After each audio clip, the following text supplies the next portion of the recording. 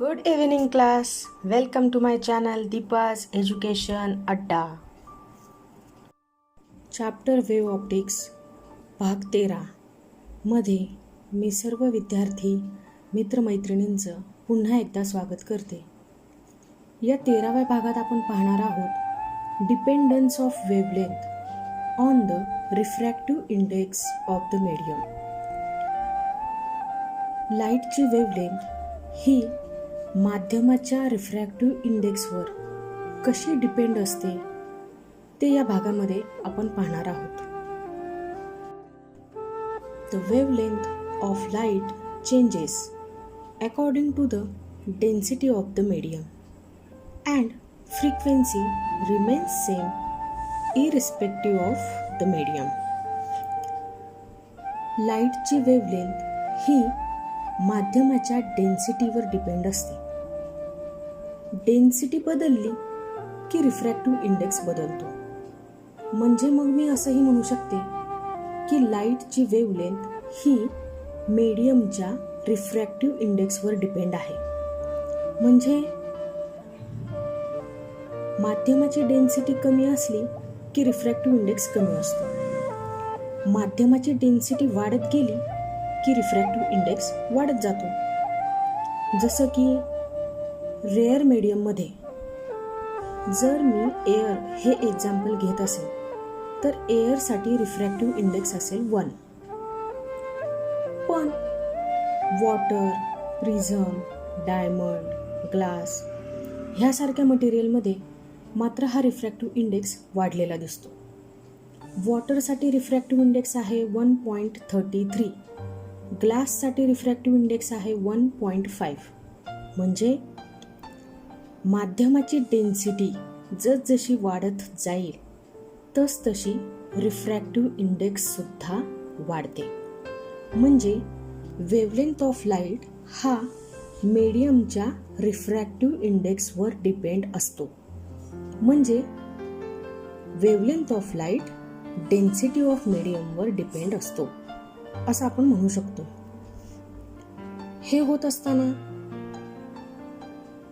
Light एका माध्यमातून दुसऱ्या माध्यमात प्रवेश करत असताना लाईटची फ्रिक्वेन्सी मात्र काय होते तर कॉन्स्टंट राहते.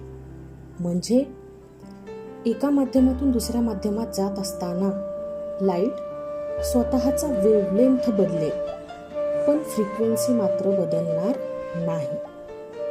आलं का लक्षात? So, the refractive index of light depends only on the wavelength, not on the frequency. So, the light with higher wavelength disperse more than light with lower wavelength. This effect is called optical dispersion. म्हणजेच refractive index हा वेवलेंथवर depend आहे, फ्रिक्वेन्सीवरती नाही. म्हणून कमी wavelength असलेला light कमी disperse होईल आणि जास्त वेवलेंथ असलेला लाईट जास्त डिस्पर्स होईल. आपण इलेक्ट्रोमॅग्नेटिक स्पेक्ट्रम शिकत असताना व्हिजिबल स्पेक्ट्रममध्ये असलेल्या लाईटच्या वेवलेंथ बघितल्या होत्या नॅनोमीटरमध्ये. त्यामध्ये आपण पाहिलं होतं की व्हायलेट लाईटची जी वेवलेंथ आहे ती सगळ्यात कमी आहे, 400 ते 420 नॅनोमीटरच्या दरम्यान. आणि रेड कलरसाठीची वेवलेंथ आहे 620 ते 780 नॅनोमीटरच्या दरम्यान. Nano means 10⁻⁹ meter. म्हणजे व्हायलेट कलरसाठीची वेवलेंथ सगळ्यात कमी आहे आणि रेड कलरसाठीची वेवलेंथ सगळ्यात जास्त आहे. म्हणून जास्त वेवलेंथ असलेला रेड कलर हा जास्त डिस्पर्स होईल आणि कमी वेवलेंथ असलेला व्हायलेट कलर मात्र काय होणार आहे तर कमी डिस्पर्स होणार आहे. डिस्पर्स होणे म्हणजे पसरणे, आजूबाजूला पसरणे. हा जो इफेक्ट आहे त्याला आपण काय म्हणणार आहोत तर ऑप्टिकल डिस्पर्शन. समोर एक डायग्रॅम डिस्प्ले होत आहे. ती डायग्रॅम आहे change in wavelength of light while going from one medium to another for normal incidence. ह्या डायग्रॅममध्ये आपल्याला दिसतंय की लाईट एका माध्यमातून दुसऱ्या माध्यमात प्रवेश करत असताना लाईटची वेव्हलेंथ बदलली जाते. लाईट वेव्हलेंथ चेंज करतो. पण हा लाईट जो इंटरफेसवर येऊन आदळणार आहे, धडकणार आहे आणि दुसऱ्या माध्यमात एंटर होणार आहे, तो त्या इंटरफेसला नॉर्मल आहे, म्हणजे परपेंडिक्युलर आहे. Consider monochromatic light incident normally on a boundary between a rare medium and a denser medium. The boundary between the two surfaces is shown by line PQ. Interface PQ ला 3 vertical line draw केलेल्या दिसत आहेत डायग्रॅममध्ये. त्या काय आहेत? तर तो आहे monochromatic light. Ray of light आहे की डायग्रॅमच्या सगळ्यात वरच्या बाजूला त्या व्हर्टिकल लाईन्सवरती असलेले ॲरोज दाखवत आहे की हा रे ऑफ लाईट कुठं येतोय, तर इंटरफेसवरती धडकण्यासाठी येतोय. म्हणजे एका माध्यमातून दुसऱ्या माध्यमात एंटर होण्यासाठी तो निघालेला आहे आणि त्याची पोझिशन अशी दिसतीये की तो त्या इंटरफेसला PQला कसा आहे, तर नॉर्मल आहे. The boundary between the two surfaces is shown by PQ. The 3 successive wavefronts AB, CD and EF are separated by a distance λ1. दोन माध्यमांना वेगळा करणारा इंटरफेस तिथं आहे PQ, म्हणजे बाउंड्री आहे. त्या बाउंड्रीला नॉर्मली इन्सिडंट होणारा मोनोक्रोमॅटिक रे ऑफ लाईट आहे, म्हणजे त्या 3 व्हर्टिकल लाईन्स आहेत. या 3 व्हर्टिकल लाईन्सने लाईट पोहोचवलेला आहे एका माध्यमातून दुसऱ्या माध्यमात. पण कशाच्या फॉर्ममध्ये? तर प्लेन वेव्हफ्रंटच्या फॉर्ममध्ये. ते प्लेन वेव्हफ्रंट 3 ड्रॉ केलेले आहेत मी इथं बघा. पहिल्याचं नाव आहे AB, दुसऱ्या वेव्हफ्रंटचं नाव आहे CD आणि तिसऱ्या वेव्हफ्रंटचं नाव आहे EF. पहिल्या माध्यमामध्ये बघायचं बरं का, दुसऱ्या माध्यमामध्ये नाही. AB, CD आणि EF हे ते 3 प्लेन वेव्हफ्रंट आहेत की त्यांचं परस्परांमधलं डिस्टन्स किती आहे, तर λ1 इतका आहे. λ1 ही काय आहे? λ1 is the wavelength of light in the first medium. Lambda ही पहिल्या माध्यमामध्ये असलेली लाईटची वेव्हलेंथ आहे आणि प्रत्येक एक वेव्हफ्रंट परस्परांपासून λ1 इतक्या अंतरावरती आहे. आता मी त्या वेव्हफ्रंटमधलं अंतर लॅम्बडा आहे असं का म्हणू शकते, पुढे मी तुम्हाला सांगणारच आहे.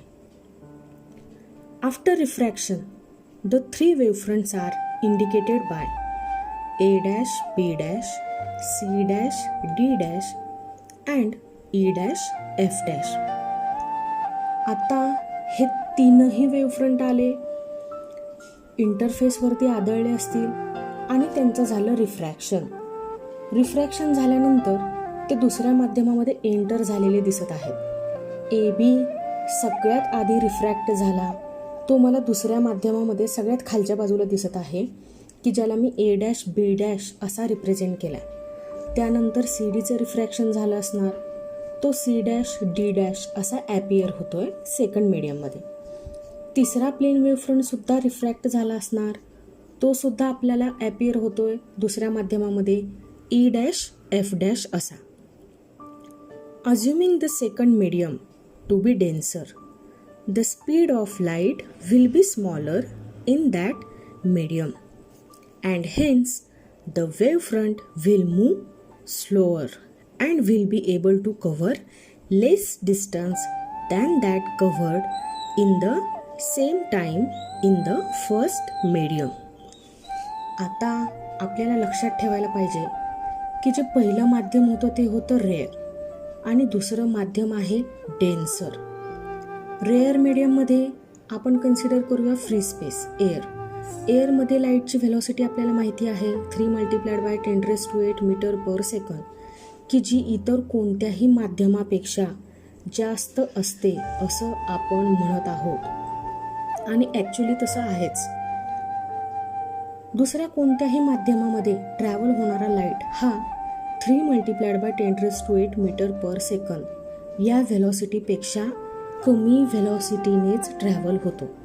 म्हणजे हा ABCDEF वेव्हफ्रंट ज्यावेळेस दुसऱ्या माध्यमामध्ये जात असेल, एंटर होत असेल, त्यावेळेस त्या वेव्हफ्रंटची व्हेलॉसिटी कमी होत असेल.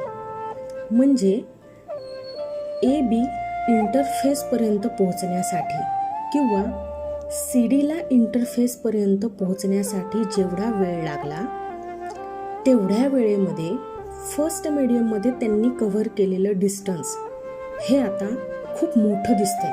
रेअर मीडियममध्ये ते डिस्टन्स बघा, तुम्हाला समजत असेल की ते जास्त आहे, पण तेवढ्याच वेळेमध्ये ज्यावेळेस हा प्लेन वेव्हफ्रंट डेन्सर मीडियममध्ये एंटर होतोय, सेम वेळेमध्ये त्यांनी कव्हर केलेलं डिस्टन्स मात्र आता काय दिसतंय तर कमी दिसतंय.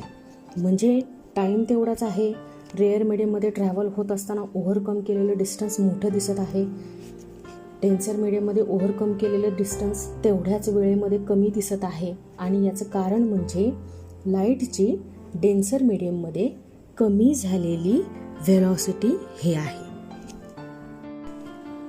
They will therefore be more closely spaced than in the first medium. The distance between any two wavefront is λ2 equal to the wavelength of light in the second medium. Thus, λ2 will be smaller than the wavelength of light in first medium. आता आपण असं म्हटलं होतं की पहिल्या माध्यमामध्ये plain वेव्हफ्रंटमधलं जे अंतर आहे, म्हणजे प्लेन वेव्हफ्रंट ABचं प्लेन वेव्हफ्रंट CD पासूनचं डिस्टन्स, प्लेन वेव्हफ्रंट CDचं प्लेन वेव्हफ्रंट EF पासूनचं डिस्टन्स हे आहे λ1. टी इतक्या वेळेमध्ये ओव्हरकम केलेलं डिस्टन्स. पण ज्यावेळेस हेच प्लेन वेव्हफ्रंट सेकंड मीडियममध्ये की जे डेन्सर आहे त्या डेन्सर मीडियममध्ये एंटर होतात आहे, त्यावेळेस मात्र त्यांच्यामधलं जे अंतर आहे ते कमी झालेलं दिसतंय. म्हणजे ABCD आणि EF यांचं रेअर मीडियममध्ये असणारं डिस्टन्स बघा परस्परांपासूनचं, आणि त्याच A', B', C', D', E', F' हे रिफ्रॅक्ट झाल्यानंतरचं त्यांचं परस्परांपासूनचं अंतर बघा, हे काय दिसतंय तर कमी झालेलं दिसत आहेत. म्हणजे ते आता क्लोजली स्पेस्ड आहेत आणि याचं कारण म्हणजे डेन्सर मीडियममध्ये कमी झालेला प्रकाशाचा वेग. मग आता ABचं प्लेन वेव्हफ्रंट CD पासूनचं जे डिस्टन्स आहे ते आपण λ1ने रिप्रेझेंट केलं होतं. ते λ1 आता इथे दिसत नाहीये, ते अंतर कमी झालेलं दिसतंय. मग आपण त्या अंतराला, त्या डिस्टन्सला रिप्रेझेंट करूयात λ2. म्हणजे रेअर मीडियममध्ये प्लेन वेव्हफ्रंटचं परस्परांपासूनचं जे अंतर आहे ते आहे λ1 आणि डेन्सर मीडियममध्ये प्लेन वेव्हफ्रंटचं परस्परांपासूनचं अंतर आहे λ2 इतकं. या डायग्रॅममधून काय सांगण्याचा प्रयत्न केला जातोय हे तर तुम्हाला आता कळलंच असेल. बघा, λ1 हे डिस्टन्स λ2 इतकं नाही, λ1 हा λ2 पेक्षा जास्त आहे. म्हणजे याचा अर्थ असा की लाईटची वेव्हलेंथ चेंज होत आहे ज्यावेळेस लाईट रेअर मीडियममधून कुठं जातोय तर डेन्सर मीडियममध्ये. समजले ना तुम्हाला ही डायग्रॅम? आधीच्याच डायग्रॅमप्रमाणे ही डायग्रॅम दिसत आहे. स्क्रीनवरती लक्ष द्या. एक इंटरफेस PQ दिसत आहे की ज्या PQने फर्स्ट मीडियम आणि सेकंड मीडियम यांच्यामध्ये बाउंड्रीचं काम केलं. तो PQ म्हणजे इंटरफेस आहे. त्या PQला आपण 2 ठिकाणी नॉर्मल ड्रॉ केले. जे नॉर्मल फर्स्ट मीडियममध्ये सुद्धा ड्रॉ केला गेला आणि सेकंड मीडियममध्ये सुद्धा ड्रॉ केला गेला. रिफ्रॅक्शन हा फिनॉमिनॉन स्टडी करत असताना रिफ्रॅक्शन हे दुसऱ्या माध्यमामध्ये घडून येतं. म्हणजे लाईट पहिल्या माध्यमातून दुसऱ्या माध्यमात जात असताना बेंड होतो, स्वतःचा पाथ चेंज करतो आणि त्यालाच आपण काय म्हणतो तर रिफ्रॅक्शन असं म्हणतो. म्हणून हे रिफ्रॅक्शन दाखवण्यासाठी आपल्याला नॉर्मल पहिल्या माध्यमामध्ये आणि दुसऱ्या माध्यमामध्ये दोन्हीही ठिकाणी ड्रॉ करणं गरजेचं असतं. आपण ते केलं. इथं 2 इन्सिडेंट रे ऑफ लाईट दिसत आहेत. एक आला इंटरफेसवरच्या पॉईंट A पाशी आणि दुसरा रे ऑफ लाईट येतोय इंटरफेस PQ वरच्या पॉईंट F' पाशी. मग आता तो इन्सिडंट रे ऑफ लाईट मला सरळ सरळ दिसतोय की तो इंटरफेसला नॉर्मल नाही आहे किंवा तो इंटरफेसला पॅरलल सुद्धा नाही आहे. तर तो लाईट त्या इंटरफेसपाशी येतोय प्लेन वेव्हफ्रंटच्या फॉर्ममध्ये. कुठे आहेत हे प्लेन वेव्हफ्रंट? बघा, पहिल्या माध्यमामध्ये आपण पाहूया. तो प्लेन वेव्हफ्रंट दिसतोय AB, CD आणि EF असा. मग हा प्लेन वेव्हफ्रंट आता दुसऱ्या माध्यमामध्ये जाणार आहेत. म्हणजे काय होणार आहेत तर रिफ्रॅक्ट होणार आहेत. त्या प्लेन वेव्हफ्रंटचं बारकाईने निरीक्षण केलं तर मला असं दिसतंय की तो प्लेन वेव्हफ्रंट AB, CD आणि EF हे सगळेच त्या इंटरफेसला नॉर्मल नाहीत किंवा पॅरलल सुद्धा नाहीत, तर ते त्या इंटरफेसला ऑब्लिकली आहेत. म्हणजे त्या इंटरफेसवरती ते तिरकस असे इन्सिडंट होऊ पाहत आहेत. तिरकस असण्यामुळे होतं काय तर प्लेन वेव्हफ्रंटवरचा पॉईंट A हा इंटरफेसवरती आधीच जाऊन पोहोचतो आणि पॉईंट B ला इंटरफेस पाशी पोहोचण्यासाठी काही वेळ लागतो. मग हा AB ऑब्लिकली रिफ्रॅक्ट होतोय. रिफ्रॅक्ट झाल्यानंतरची त्याची पोझिशन तुम्हाला दिसतीये A', B'. प्लेन वेव्हफ्रंट की जो इन्सिडंट प्लेन वेव्हफ्रंट आहे CD तो सुद्धा रिफ्रॅक्ट होतोय. त्याची बदललेली पोझिशन आहे C', T'. Plain wavefront EF तो सुद्धा रिफ्रॅक्ट होतोय. त्याची सुद्धा पोझिशन काय आहे तर E', F'. दुसऱ्या माध्यमातील प्लेन वेव्हफ्रंटची पोझिशन आहेत की जे रिफ्रॅक्टेड प्लेन वेव्हफ्रंट आहेत. मग पहिल्या माध्यमातल्या प्लेन वेव्हफ्रंटचं आणि दुसऱ्या माध्यमातील प्लेन वेव्हफ्रंटचं ज्यावेळेस मी निरीक्षण करते त्यावेळेस एक गोष्ट माझ्या लक्षात येते की पहिल्या माध्यमातील प्लेन वेव्हफ्रंटचं परस्परांपासूनचं अंतर जास्त आहे. एकसारखं आहे पण जास्त आहे. आणि हेच प्लेन वेव्हफ्रंट ज्यावेळेस रिफ्रॅक्ट होतात आहे दुसऱ्या माध्यमामध्ये गेल्यानंतर मात्र त्यांच्यामधलं अंतर कमी कमी होत जाते. म्हणजे प्लेन वेव्हफ्रंट ABचं प्लेन वेव्हफ्रंट CD पासूनचं जे अंतर आहे ते आता दुसऱ्या माध्यमामध्ये मला कमी झालेलं दिसतंय. की आधीच्या स्लाईडमध्ये आपण बघितलं की पहिल्या माध्यमातील प्लेन वेव्हफ्रंटचं परस्परांपासूनचं अंतर होतं λ1 आणि मग दुसऱ्या माध्यमामध्ये गेल्यानंतर त्यांच्यातलं अंतर कमी होतं की ज्याला आपण λ2ने रिप्रेझेंट करतो. इथं सुद्धा तशीच सिच्युएशन तयार झालेली दिसते. पहिल्या माध्यमामधील प्लेन वेव्हफ्रंटचं अंतर हे λ1 आहे. दुसऱ्या माध्यमामधील प्लेन वेव्हफ्रंटमधील अंतर λ2 आहे की जे पहिल्या माध्यमातील अंतरापेक्षा काय आहे तर कमी आहे. आपल्या डोळ्यांना ते जाणवत देखील आहे. तर जशी पहिली डायग्रॅम होती त्याच पद्धतीने ही डायग्रॅम आहे. फक्त इथं इन्सिडंट होणारा इंटरफेसवरती इन्सिडंट होणारा प्लेन वेव्हफ्रंट हा कसा आहे तर ऑब्लिकली इन्सिडंट होत आहे. तो तिरकस असा इन्सिडंट होतोय. पहिल्या डायग्रॅममधला जो लाईट होता प्लेन वेव्हफ्रंट होता तो इंटरफेसला पॅरलल असा काय होत होता तर इन्सिडंट होत होता.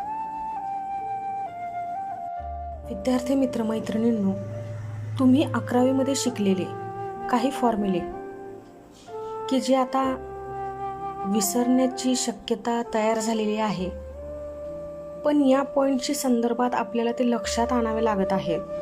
ते तुम्हाला समोर स्क्रीनवर दिसत आहेत. बघा, पहिला फॉर्म्युला आहे velocity equal to displacement upon time. हा फॉर्म्युला तर विसरून चालणारच नाही. त्यानंतर आपण रिफ्रॅक्शन ऑफ लाईट शिकत असताना एक फॉर्म्युला शिकला होता, velocity equal to frequency multiplied by wavelength. हा सुद्धा फॉर्म्युला, पण की जो आता आठवण्याची शक्यता कमी झालेली आहे, म्हणून हे पुन्हा एकदा तुमच्यासमोर घेऊन येत आहे. पहिलं आणि दुसरं इक्वेशन दोन्हीही व्हेलॉसिटीसाठी लिहिली गेलेली इक्वेशन्स आहेत. मग जर ह्या दोन्हीही इक्वेशनची लेफ्ट हँड साईड सारखी आहे, तर याचा अर्थ राईट हँड साईड सारखी असलीच पाहिजे. म्हणून मी या दोन फॉर्म्युल्याचं एकत्रीकरण करून असं लिहू शकते की displacement upon time equal to frequency multiplied by wavelength. आपल्याला माहिती आहे फ्रिक्वेन्सी आणि टाईम हे काय आहेत एकमेकांचे, तर रेसिप्रोकल आहेत. म्हणजे time equal to 1 upon frequency, आणि हाच फॉर्म्युला फ्रिक्वेन्सीसाठी लिहिला तर frequency equal to 1 upon time. हा फॉर्म्युला आपण सबस्टिट्यूट करूयात वरच्या इक्वेशनमध्ये. म्हणजे डिस्प्लेसमेंट अपॉन टाईम तो 1 अपॉन टाईम आपण रिप्लेस करूयात फ्रिक्वेन्सीने. तर फॉर्म्युला असा होईल frequency multiplied by displacement equal to right hand side as it is frequency multiplied by wavelength. दोन्हीही बाजूला LHS आणि RHSला फ्रिक्वेन्सी आहे, कॅन्सल आउट होऊन जाईल आणि एक नवीन फॉर्म्युला इंट्रोड्यूस होईल, डिस्प्लेसमेंट इक्वल टू वेव्हलेंथ. दोन्हीही डायग्रॅममध्ये मी सारखं म्हणत राहिले होते की प्लेन वेव्हफ्रंटमधलं जे अंतर आहे ते आहे λ1 आणि λ2. पहिल्या माध्यमामध्ये λ1 आणि दुसऱ्या माध्यमामध्ये λ2 म्हणजे वेव्हलेंथ. म्हणजे मी त्या वेव्हफ्रंटच्या डिस्प्लेसमेंटलाच वेव्हलेंथ असं म्हणत होते. त्या प्लेन वेव्हफ्रंटमधल्या अंतराला, प्लेन वेव्हफ्रंटच्या डिस्प्लेसमेंटलाच मी वेव्हलेंथ असं का म्हणत होते ते तुम्हाला ह्या फॉर्म्युल्यावरून लक्षात आलंच असेल. पुन्हा एकदा या फॉर्म्युल्यांचं बारकाईने निरीक्षण करायचं आहे आणि हे फॉर्म्युले लक्षात ठेवायचे आहेत. Velocity equal to displacement upon time, velocity equal to frequency multiplied by wavelength. Therefore displacement upon time equal to frequency multiplied by wavelength. Time equal to 1 upon frequency. Therefore frequency multiplied by displacement equal to frequency multiplied by wavelength. Therefore, displacement is nothing but wavelength of light. Velocity equal to frequency multiplied by wavelength आहे. हे तर तुम्हाला समजलंच. Frequency आणि time हे परस्परांचे reciprocal आहेत. मग फ्रिक्वेन्सीसाठीचा जर 1 अपॉन टाईम हा फॉर्म्युला मी इथं वापरला तर व्हेलॉसिटीसाठीचा फॉर्म्युला असा लिहिला जाईल, velocity equal to 1 upon time multiplied by wavelength. That is velocity equal to wavelength upon time. Therefore time equal to wavelength upon velocity. आपल्याला हा फॉर्म्युला लक्षात ठेवावा लागतोय की ज्यावेळेस आपण dependence of wavelength on the refractive index of medium हा point शिकत आहोत. लक्षात राहील ना formula, time equal to wavelength upon velocity. आत्ताच बघितलेल्या डायग्राममध्ये प्लेन वेव्हफ्रंट ABCDEF की जे प्लेन वेव्हफ्रंट आहेत आणि इंटरफेसवर ऑब्लिकली तिरकस असे इन्सिडंट होऊ पाहत आहेत. नंतर इंटरफेसवरती आदळल्यानंतर त्यांचं दुसऱ्या माध्यमामध्ये जाणं झालं, म्हणजे डेन्सर मीडियममध्ये जाणं झालं. आणि मग आपण म्हटलो की हे काय आहे, तर हे रिफ्रॅक्शन ऑफ लाईट आहे. हे रिफ्रॅक्शन ऑफ लाईट घडत असताना काही गोष्टी आपल्या लक्षात येतील की ज्या एका फॉर्म्युल्यामध्ये बाइंड करून मला लिहिता येतील. त्या अशा की let the wave front A B reach the boundary surface P Q at time T equal to 0. A B हा plane wave front P Q या इंटरफेसवरती येऊन धडकत आहे. इन्सिडेंट होतोय तो, पी क्यू पाशी येतोय तो.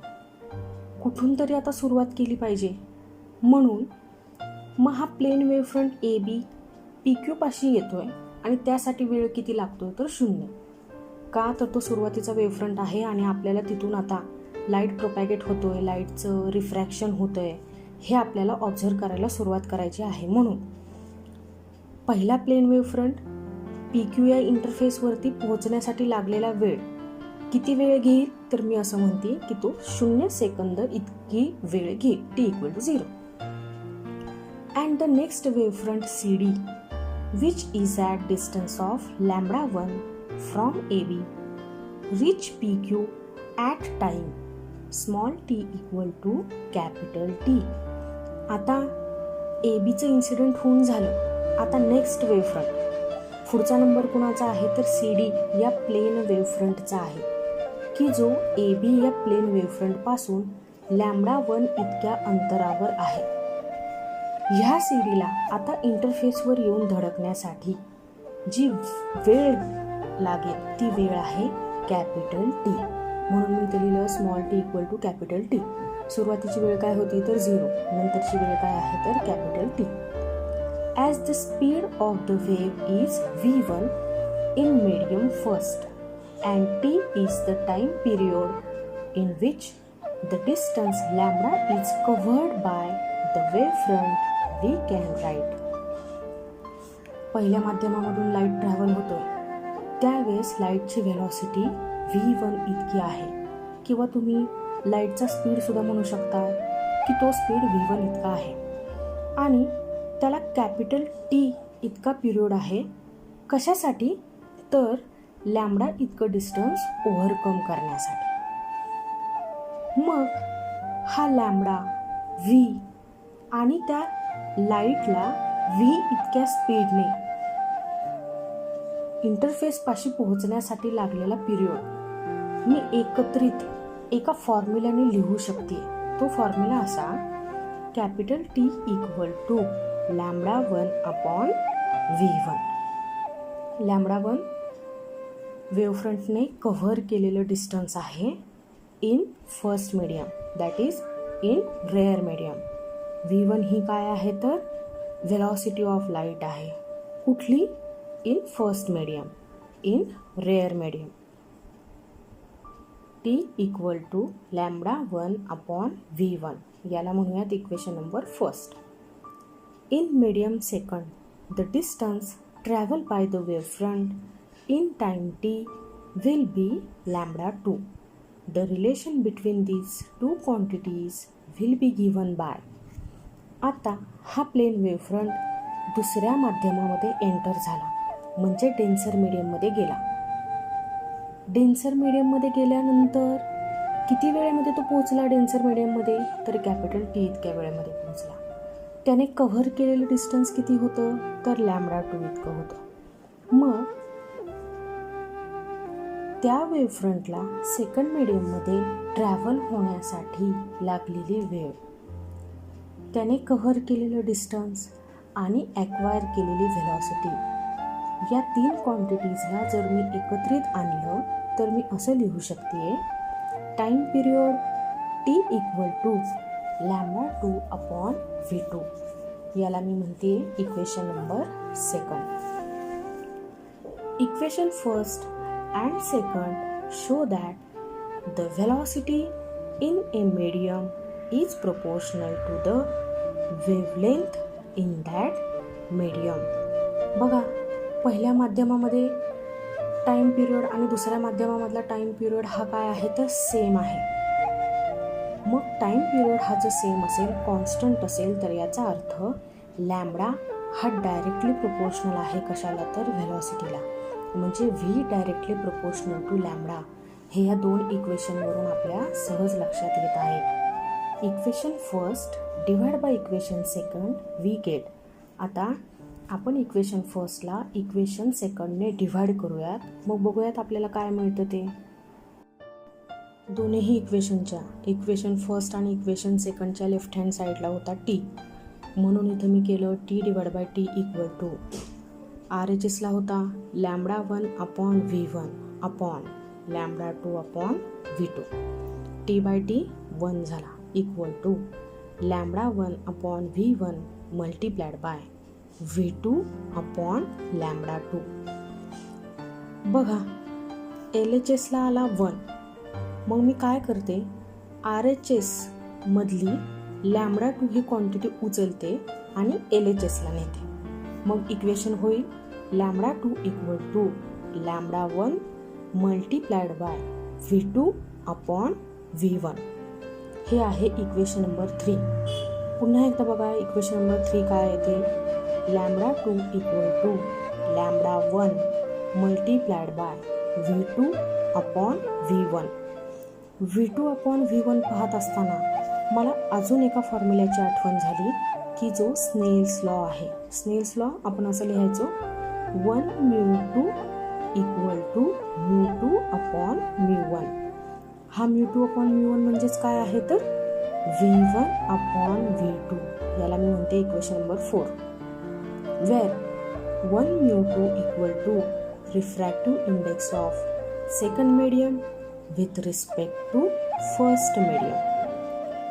मग हा 1 μ2 लिहित असताना आपण असा लिहिला μ2 अपॉन μ1. μ2 म्हणजे refractive index of second medium divide by μ1. μ1 म्हणजे refractive index of first medium. Relation between refractive index and velocity हा पॉईंट शिकत असताना 11वीमध्ये आपल्याला एक फॉर्म्युला ऑब्टेन झाला. तो फॉर्म्युला होता 1 μ2 equal to V1 upon V2 की जो आपण तसाच्या तसा इथं वापरतोय. 1 μ2 equal to μ2 upon μ1 equal to V1 upon V2. किती इक्वेशन नंबर झालं हे? Equation number 4. Using equation 4 in equation 3 we can write. Equation 4 आठवते का? इक्वेशन 4 होतं 1 μ2 equal to μ2 upon μ1 equal to V1 upon V2. या इक्वेशन 4चा आपण वापर करायचा कुठं? इक्वेशन नंबर 3 मध्ये. इक्वेशन नंबर 3 होतं λ2 equal to λ1 multiplied by V2 upon V1. म्हणजे इक्वेशन नंबर 3 मधल्या V2 अपॉन V1ला आपण रिप्लेस करायचं. कशाने रिप्लेस करायचं तर μ1 अपॉन μ2ने रिप्लेस करायचं. मग आता हेच इक्वेशन नंबर 3 मी पुन्हा कसं लिहू शकेल? λ2 equal to λ1 multiplied by μ1 upon μ2. आता आपण असं कन्सिडरेशन करूयात की λ1 हा काय आहे तर लॅम्बडा नॉट आहे किंवा याला λ0 असं म्हटलं तरी सुद्धा चालेल. λ1 म्हणजे पहिल्या माध्यमातल्या म्हणजे रेअर मीडियममधल्या प्लेन वेव्हफ्रंटचं परस्परांपासूनचं अंतर λ1ने आपण रिप्रेझेंट करत होतो ते आता आपण λ0ने रिप्रेझेंट करायचं. λ2 हे डेन्सर मीडियममधल्या प्लेन वेव्हफ्रंटचं परस्परांपासूनचं अंतर होतं की ज्याला आपण λ2ने रिप्रेझेंट करायचो. ते आता आपण कशाने रिप्रेझेंट करायचं तर लॅम्बडाने रिप्रेझेंट करायचं. रिफ्रॅक्टिव्ह इंडेक्स आणि व्हेलॉसिटीमधलं रिलेशन देणारा फॉर्म्युला तर आपण 11वीमध्ये शिकलेलो आहोत. तो असा होता की μ equal to C upon V. μ म्हणजे काय आहे तर रिफ्रॅक्टिव्ह इंडेक्स. C म्हणजे काय आहे तर velocity of light in free space. आणि V म्हणजे काय आहे तर velocity of light in any other medium. C ला V1 आणि V ला V2 असं सुद्धा आपण रिप्रेझेंट करू शकतो.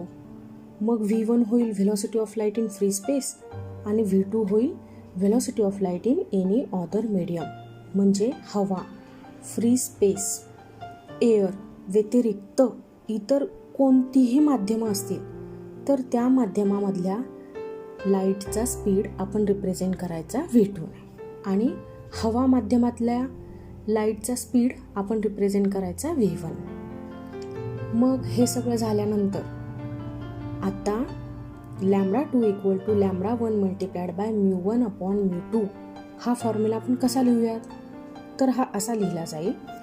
λ2च्या ऐवजी मी काय लिहिलं तर λ = λ1ला मी रिप्लेस केलं कशाने तर λ0ने आणि μ1 अपॉन μ2 म्हणजेच काय असेल तर V2 अपॉन V1 म्हणजेच काय तर V2 अपॉन C. देअरफॉर आपण हा फॉर्म्युला मिळवला λ = λ0 into V2 upon C and λ = λ0 multiplied by हा वरचा फॉर्म्युला मी तुम्हाला सांगितलेला μ = C अपॉन V, तो V2 अपॉन C जो होता तो तुम्हाला सांगतोय की आता तुम्ही म्यूच लिहायचा आहे, पण त्या म्यूचा काय लिहावा लागतोय आपल्याला तर रेसिप्रोकल लिहावा लागतोय. का तर C अपॉन V2 नाही आहे इक्वेशनमध्ये लॅम्बडाच्या इक्वेशनमध्ये काय आहे तर V2 अपॉन C आहे. मग मी त्या V2 अपॉन Cला रिप्लेस करते कशाने तर 1 अपॉन म्यू. मग फॉर्म्युला लॅम्बडासाठीचा असा तयार होईल λ = λ0 upon mu. Equation number first and second आठवते का तुम्हाला, आपण असं लिहिलं होतं T = λ1 upon V1, T = λ2 upon V2. टाईमसाठी लिहिलं गेलेली ही दोन इक्वेशन्स होती. आता हीच इक्वेशन्स जर मी फ्रिक्वेन्सीसाठी लिहायची ठरवली तर टाईम आणि फ्रिक्वेन्सी परस्परांचे रेसिप्रोकल आहेत हे तर आपल्याला माहितीच आहे. म्हणजे आपल्याला त्या इक्वेशनचा रेसिप्रोकल्स लिहावा लागेल. जर मी ती इक्वेशन्स टाईमसाठी न लिहिता कशासाठी लिहिते तर फ्रिक्वेन्सीसाठी लिहिते. The ratio of frequencies μ1 and μ2 of the wave in the two media can be written as nu Greek letter आहे की ज्याने फ्रिक्वेन्सी आपण रिप्रेझेंट करतो. फर्स्ट मीडियममधली लाईटची फ्रिक्वेन्सी रिप्रेझेंट करण्यासाठी μ1 आणि सेकंड मीडियममधली लाईटची फ्रिक्वेन्सी रिप्रेझेंट करण्यासाठी μ2 ही लेटर्स आपण वापरत आहोत. Therefore μ1 upon μ2 = V1 upon λ1 upon V2 upon λ2. मग μ1 upon μ2 = V1 upon λ1 multiplied by λ2 upon V2 हे इक्वेशन आपल्याला मिळेल. पुढं बघूयात काय होतं ते. आधीच्या इक्वेशनमध्ये आपल्याला V1 अपॉन V2 दिसतोय बघा. तो V1 अपॉन V2 रिप्लेस करू शकतो आपण कशाने तर म्यूने, म्हणजेच रिफ्रॅक्टिव्ह इंडेक्सने. का मी असं करू शकते तर मला माहिती आहे relation between refractive index and velocity of light μ = V1 upon V2. मग बघा तेच इक्वेशन फ्रिक्वेन्सीसाठीचं असं तयार होईल μ1 अपॉन μ2 = म्यू म्हणजे refractive index multiplied by λ2 upon λ1. आपण असं कन्सिडरेशन केलं होतं की λ2ला आपण म्हणत होतो लॅम्बडा आणि λ1ला कन्सिडर करायचं होतं λ0 असं. मग आपण ते करतोय इथं सुद्धा ह्या इक्वेशनमध्ये सुद्धा μ1 upon μ2 = mu multiplied by lambda upon λ0. लॅम्बडाची व्हॅल्यू आपण फाइंड आउट केली होती λ0 अपॉन म्यू इतकी. ती आता सबस्टिट्यूट करूयात. λ0 ॲज इट इज राहील. Therefore μ1 upon μ2 = mu multiplied by λ0 upon mu upon λ0. हीच स्टेप आपण अशी सुद्धा करू शकतो. μ1 upon μ2 = mu multiplied by λ0 upon mu multiplied by 1 upon λ0. Lambda nought cancel out होईल, म्यू कॅन्सल आउट होईल आणि शिल्लक काय राहील तर 1. Therefore μ1 upon μ2 equal to 1. ही सेम स्टेप आपण अशी सुद्धा लिहू शकतोय, μ1 इक्वल टू μ2. म्हणजेच above equation show that the frequency of a wave remains unchanged while going from one medium to another. Similar analysis goes through if the wave is incident with making some angle with interface.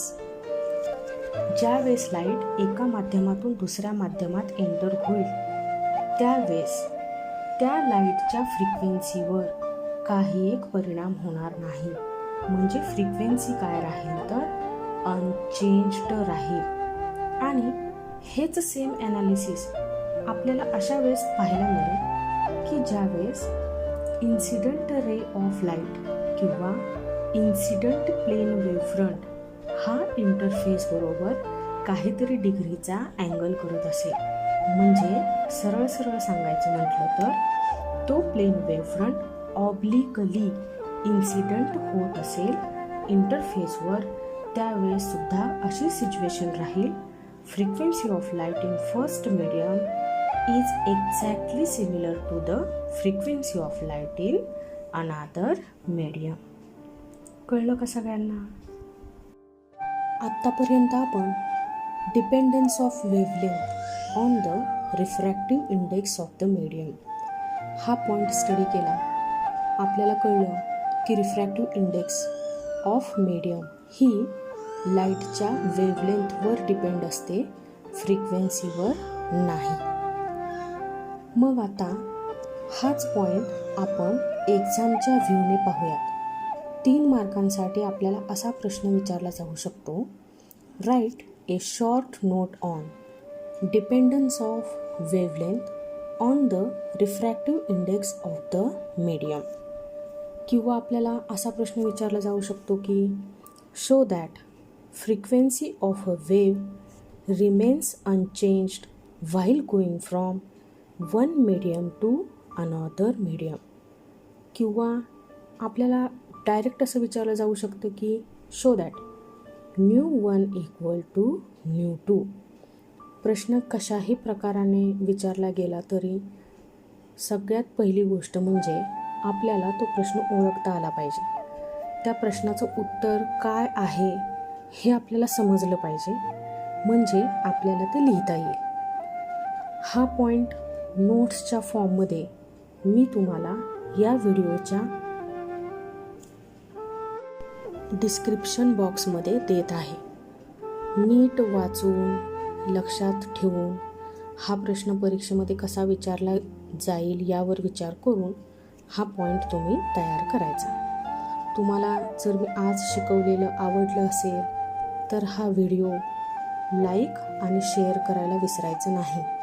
माझं channel जर subscribe करत असाल तर या wave optics चॅप्टरशी संबंधित सगळेच्या सगळे part तुम्हाला पाहता येतील. घरीच राहा, सुरक्षित राहा. त्या दरम्यान दीपाज एज्युकेशन अड्डा हे चॅनल पाहत राहा. Thank you all.